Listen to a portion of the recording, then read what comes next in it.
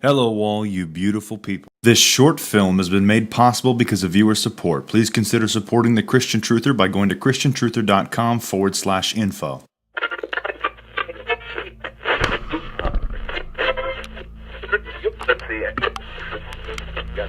All American mass media has to do is to unplug their bananas from their ears.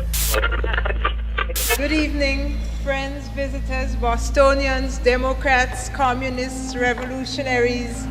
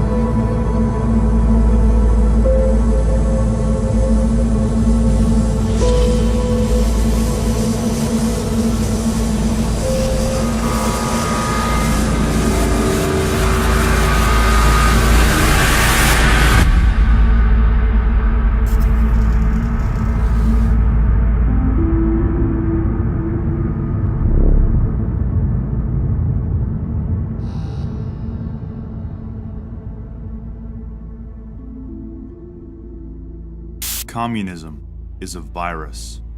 The political ideology is not contained to any race or creed. Rather, it can infect anyone, any individual, through mass subliminal brainwashing. On short terms, communist political rule is obtained through fear, control, and murder. On longer terms, it is obtained by invading the subconscious of innocent minds, and can take decades before full and complete control of a populace takes place. Rather than by force, the last free nation on earth is being subdued by a political ideology once thought defeated. But in reality, communism is alive and well within the United States of America. Concerned citizens of the old guard of the United States were watchful and warned of such a thing. But still, today, communism is running rampant throughout schools, homes, campuses, businesses, hospitals, local governments, and the federal government. The war against the United States did not take days, weeks, months, or even years, but rather decades upon decades. While Marxism, Leninism, and Stalinism are all overt communistic political ideologies, the effort against the United States is covert, it's subliminal, and it's almost complete. A document purportedly obtained in Germany in 1919 details a takeover of the United States, one that would not happen overnight, but one that required each generation to be on guard. But as time went on and distractions crept in, so did they. The individuals who hate freedom, who hate justice, who hate America, and who hate the land of the free and the home of the brave. It has been said that one could not overtly invade the United States because there is a rifle behind every blade of grass. Each citizen willing to fight for each other, each citizen willing to fight for their land, takes a certain type of patriotism.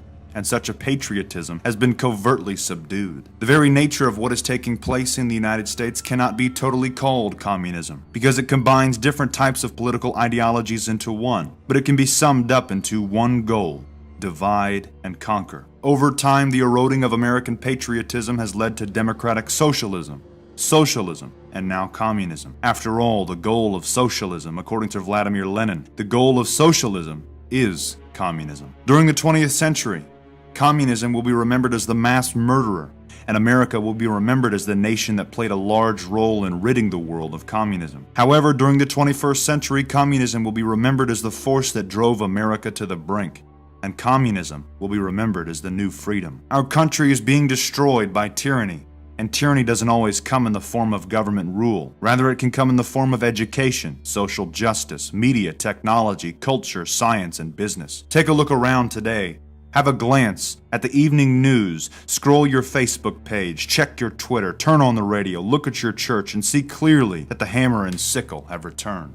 Now let's go back, way back, to 1963 and see what was entered into congressional record by Congressman Albert S. Herlong, Jr. of Florida, and see if this doesn't depict exactly what's going on today.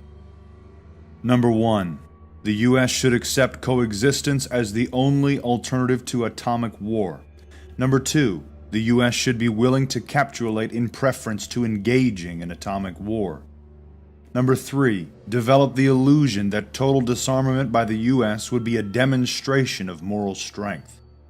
Number 4. Permit free trade between all nations, regardless of communist affiliation and regardless of whether or not items could be used for war. Number 5. Extend long-term loans to Russia and Soviet satellites. Number 6. Provide American aid to all nations regardless of communist domination. Number 7. Grant recognition of Red China and admission of Red China to the United Nations. Number 8. Set up East and West Germany as separate states, in spite of Khrushchev's promise in 1955 to settle the Germany question by free elections, under the supervision of the UN. Number 9. Prolong the conferences to ban atomic tests, because the U.S. has agreed to suspend tests as long as negotiations are in progress. Number 10. Allow all Soviet satellites individual representation in the United Nations. Number 11. Promote the UN as the only hope for mankind. If its charter is rewritten, demand that it be set up as a one-world government with its own independent armed forces. Number 12. Resist any attempt to outlaw the Communist Party. Number 13. Do away with loyalty oaths. Number 14. Continue giving Russia access to the U.S. Patent Office. Number 15. Capture one or both of the political parties in the U.S. Number 16. Use technical decisions of the courts to weaken basic American institutions by claiming their activities violate civil rights. Number 17. Get control of the schools. Use them as transmission belts for socialism and current communism propaganda. Soften the curriculum. Get control of teachers' associations. Put the party line in textbooks. Number 18. Get control of all student newspapers. Number 19. Use student riots to foment public protests against programs or organizations that are under communist attack. Number 20. Infiltrate the press. Get control of book review assignments, editorial writing, policy-making positions. Number 21. gain control of key positions in radio, TV, and motion pictures. Number 22, continue discrediting American culture by degrading all form of artistic expression. An American communist cell was told to eliminate all good sculpture from parks and buildings, substituting shapeless, awkward, and meaningless forms. Number 23, control art critics and directors of art museums. Our plan is to promote ugliness, repulsive, meaningless art. Number 24, eliminate all laws governing obscenity by calling them censorship and a violation of free speech and free press. Number 25, break down cultural standards of morality by promoting pornography and obscenity in books, magazines, motion pictures, radio, and TV. Number 26, present homosexuality, degeneracy, and promiscuity as normal, natural, and healthy. Number 27, infiltrate the churches and replace revealed religion with social religion. Discredit the Bible and emphasize the need for intellectual maturity, which does not need a religious crutch. Number 28, eliminate prayer or any phase of religious expression in the schools on the grounds that it violates the principle of separation of church and state. Number 29, discredit the American Constitution by calling it inadequate, old-fashioned, out of step with modern needs, a hindrance to cooperation between nations on a worldwide basis. Number 30, discredit the American Founding Fathers, present them as selfish aristocrats who had no concern for the common man. Number 31, belittle all forms of American culture and discourage the teaching of American history on the ground that it was only a minor part of the big picture. Give more emphasis to Russian history since the communists took over. Number 32, support any socialist movement to give centralized control over any part of the culture, education, social agencies, welfare programs, mental health clinics, etc. Number 33, eliminate all laws or procedures which interfere with the operation of the communist apparatus. Number 34, eliminate the House Committee on Un-American Activities. Number 35, discredit and eventually dismantle the FBI. Number 36, infiltrate and gain control of more unions. Number 37, infiltrate and gain control of big business. Number 38, transfer some of the powers of arrest from the police to social agencies. Treat all behavioral problems as psychiatric disorders which no one but psychiatrists can understand or treat. Number 39, dominate the psychiatric profession and use mental health laws as a means of gaining coercive control over those who oppose communist goals. Number 40, discredit the family as an institution. Encourage promiscuity and easy divorce. Number 41, emphasize the need to raise children away from the negative influence of parents. Attribute prejudices, mental blocks, and retarding of children to suppressive influence of parents. Number 42, create the impression that violence and insurrection are legitimate aspects of the American tradition, that students and special interest groups should rise up and make a united force to solve economic, political, or social problems. Number 43, overthrow all colonial governments before native populations are ready for self-government. Number 44, internationalize the Panama Canal. Number 45, repeal the Connolly Reservation so the U.S. cannot prevent the World Court from seizing jurisdiction over domestic problems. Give the World Court jurisdiction over domestic problems. Give the World Court jurisdiction over nations and individuals alike. Regardless of the reality that the Soviet Union is no longer in existence, one cannot simply deny the reality that these goals are being accomplished today by an unseen, large organization that is determined to overthrow America. Several events have taken place to bring America to this point, but as one may notice, not every goal on that list is complete.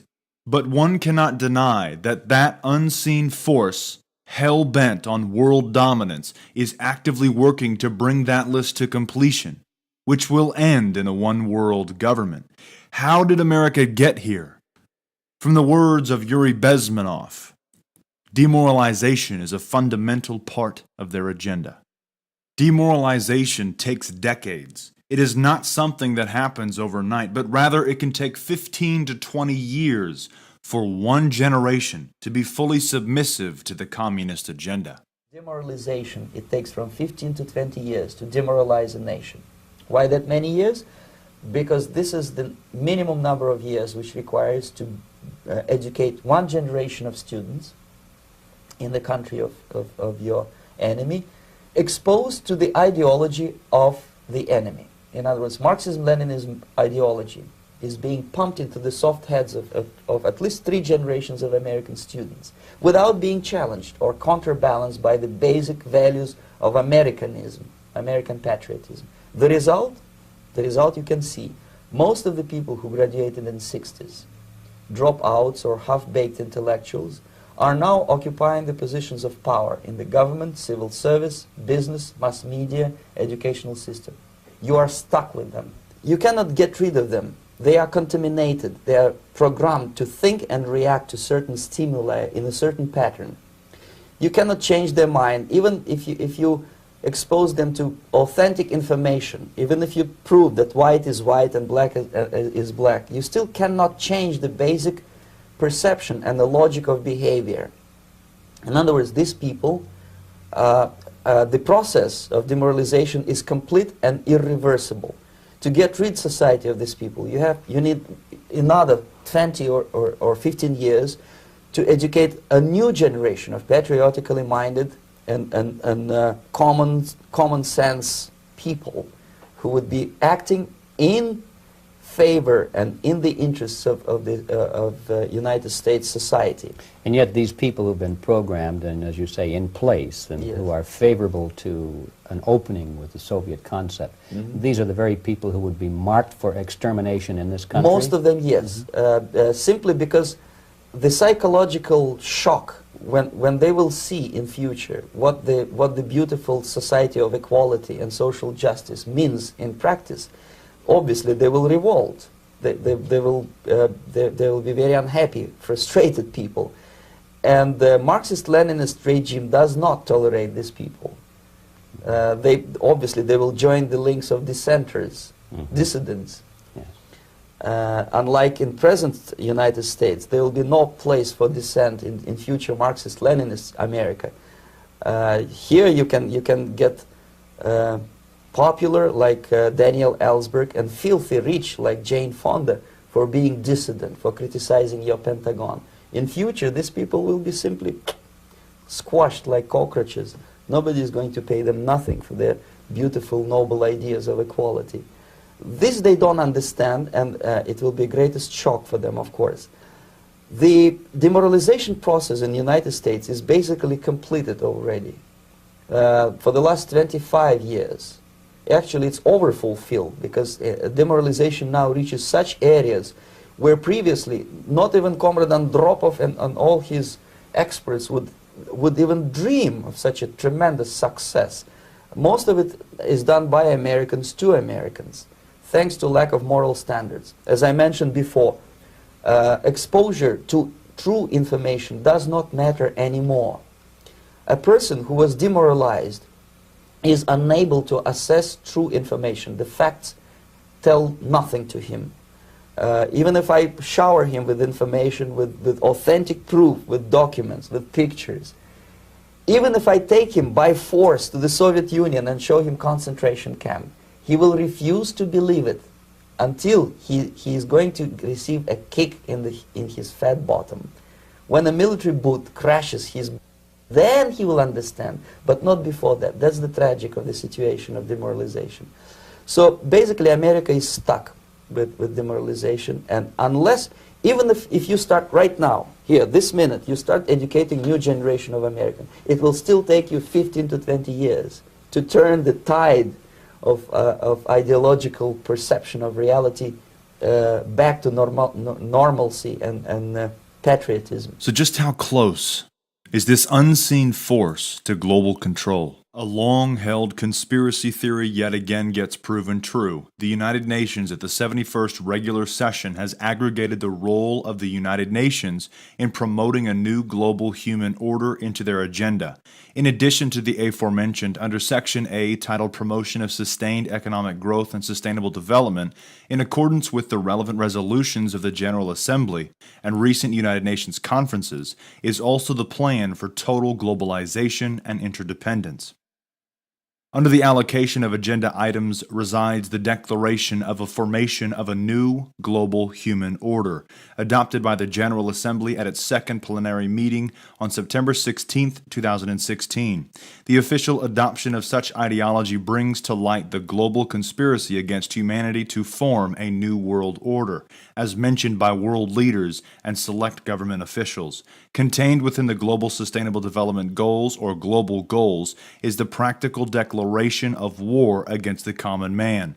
Conceived originally on November 29, 2000, and adopted by the General Assembly at the 74th plenary meeting, is the role of the United Nations in promoting a new global human order. This resolution has just been crafted back into the global agenda for the United Nations on the 16th of September 2016.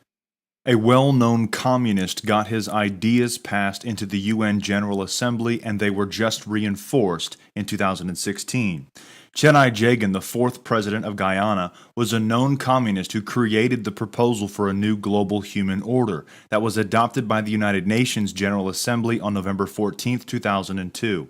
Chedai Jagan's communist past. Winston Churchill was alarmed by Jagan's unabashed Marxism and Leninism, and was convinced Jagan could allow the Soviet Union a foothold in Latin America. There was strong behind-the-scenes pressure from the U.S., and the CIA asserted that he had ties to the Soviet Union. This prompted a British military intervention only days after his election. Jagan resigned as chief minister after 133 days. Jagan's vision for a new global human order.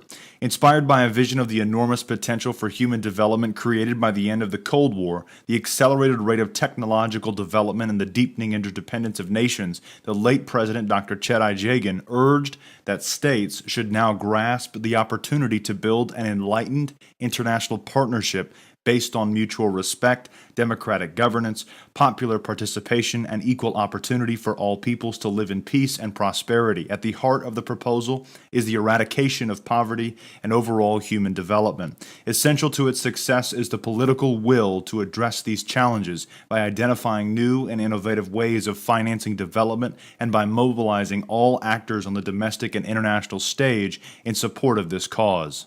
Towards an anti-communist antithesis, I give you the would-be president, the Caribbean people's hero, Dr. Chedai Jagan.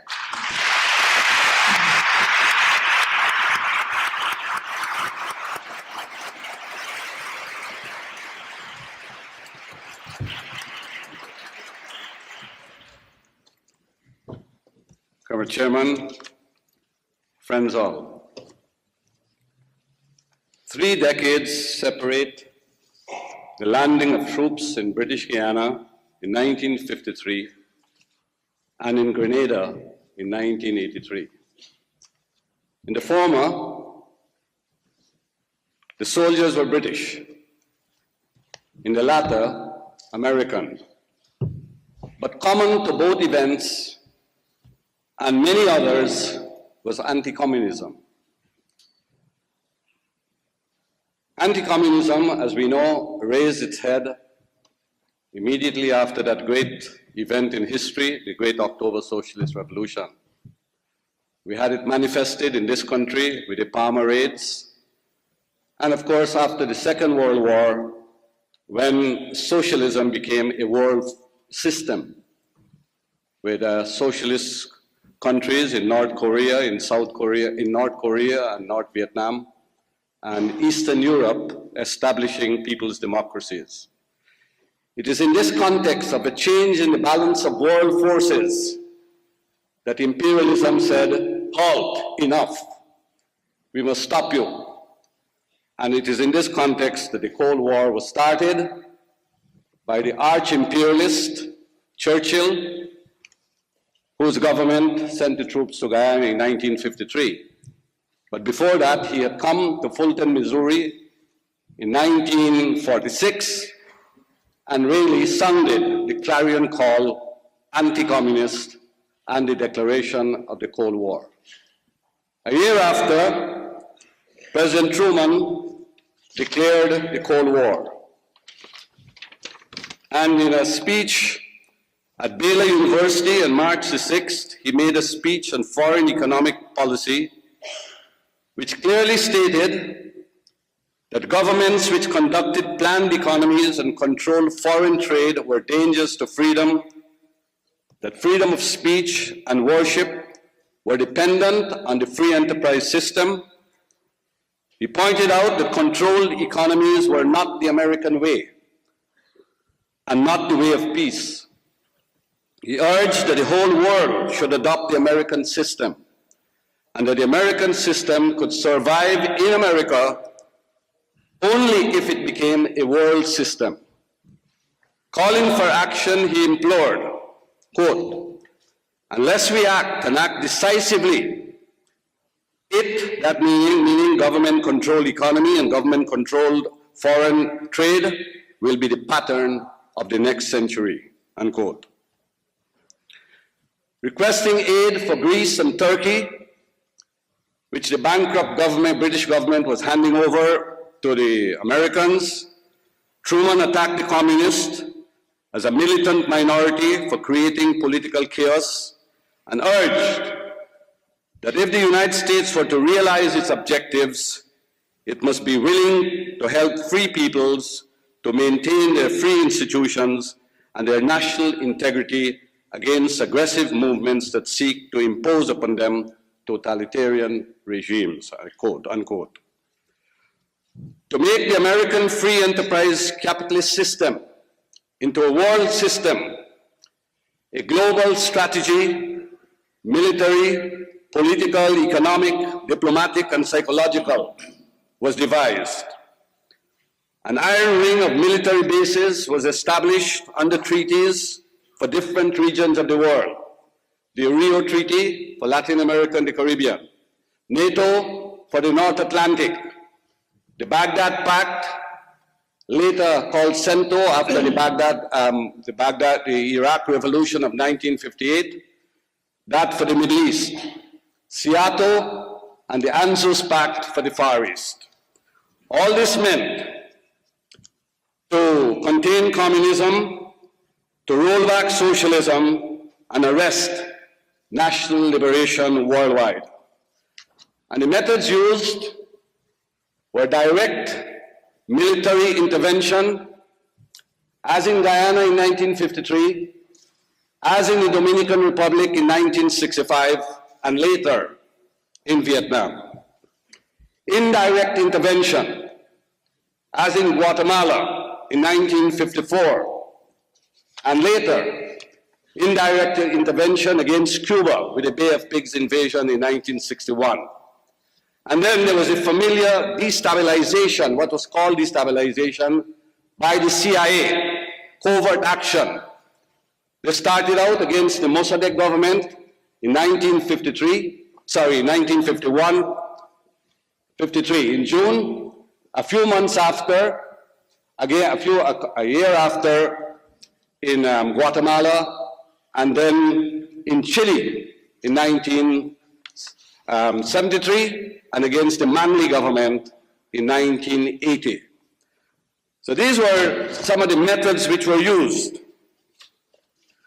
But what happened in British Guiana, Iran, Guatemala, elsewhere were not isolated events.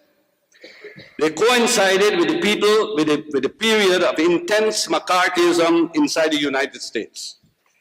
Under Senator Joseph McCarthy's Red Wheat Hunting Un-American Activities Committee, American patriots, politicians, administrators, journalists, writers, actors, including the learned black scholar, Dr. W.E.B. Du Bois, and the famous actor-singer Paul Robeson, were hounded, blacklisted, and some were jailed. The Eisenhower and Kennedy administrations initiated US involvement in Vietnam. And President Kennedy gave the green light for the Bay of Pigs invasion of Cuba and CIA destabilization of our third PPP government in Guyana in the 1961 to 64 period. Under President Johnson, the Johnson Doctrine, the US government, after the armed intervention in the Dominican Republic with 42,000 troops, assumed the right to intervene in any Latin American country which it considered was threatened by communism. Under Nixon's Vietnamization policy, after the fiasco there, Asians, Africans, and Latin Americans were to become the instruments of their own subjugation. It was significant that President Nixon heaped lavish praise on the Brazilian dictatorship after the official visit of the Brazilian president to Washington, declaring, quote, "As Brazil goes, so goes the rest of Latin America." We have also that same policy leading to the destabilization of the Allende government, and thereafter we find that not only communists and Marxists were hit by this anti-communist hysteria. Also caught up were nationalists like João Goulart of Brazil, whose government was thrown out in 1964. Even an anti-communist but nationalist, Mohammad Mossadegh of Iran, who had nationalized the Anglo-Iranian Oil Company in 1951. The revolutionary democratic Juan Bosch of the Dominican Republic, and the social democratic Michael Manley of Jamaica.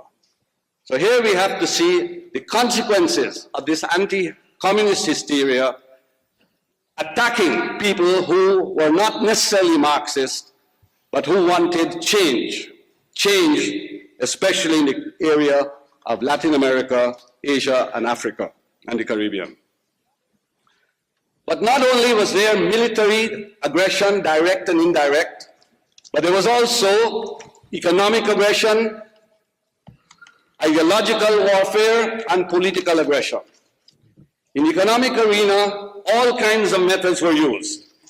Economic blockade, aid with strings, the curtailment of cutoff of credits, the denial of essential machinery and spare parts, and the imposition of economic planning strategies designed to perpetuate the status of dependency under dependent capitalism. And here we have the export of models.